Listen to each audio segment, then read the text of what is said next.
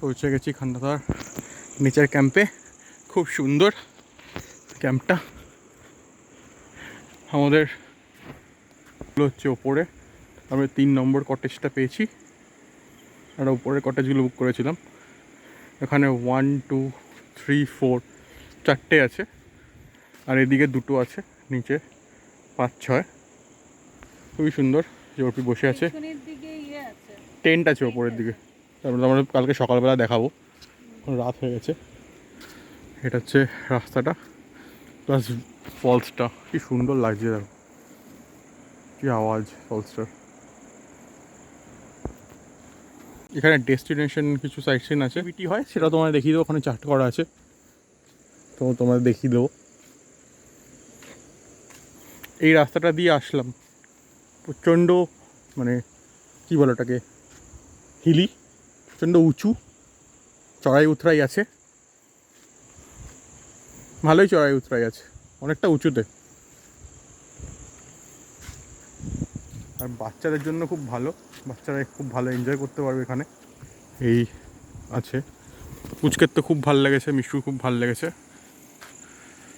আর পার্কিংয়ের রাস্তা যেখানে আছে গাড়ি পার্ক করা, সবই বসে আছে সিঁড়িতে। এই যে 3 নম্বর কটেজটা আমাদের, তো ওপরে জল দিচ্ছে দাদা।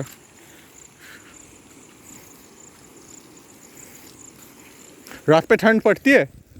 इतना नहीं। हाँ, आने महीने से ज़्यादा ठंडा। जनवरी फरवरी में। अक्टूबर में कितना रहता है? ये तो 2 हल्का फुल्का।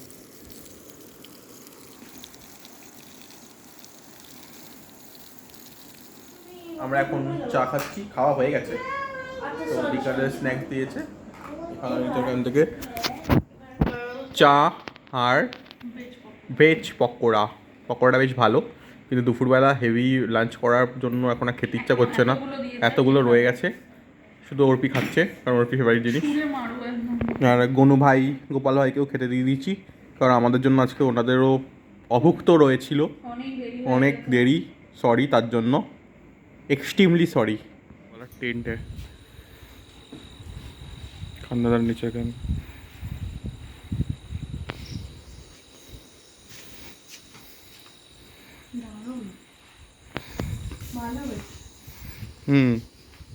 এই এখান দিয়ে বেরোই।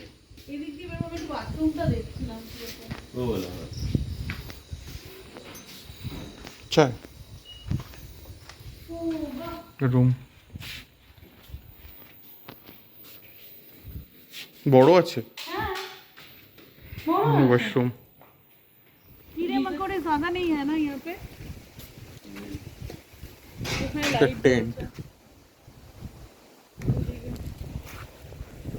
हवा व्यापक। यहाँ पे एसी का जरूरत नहीं है।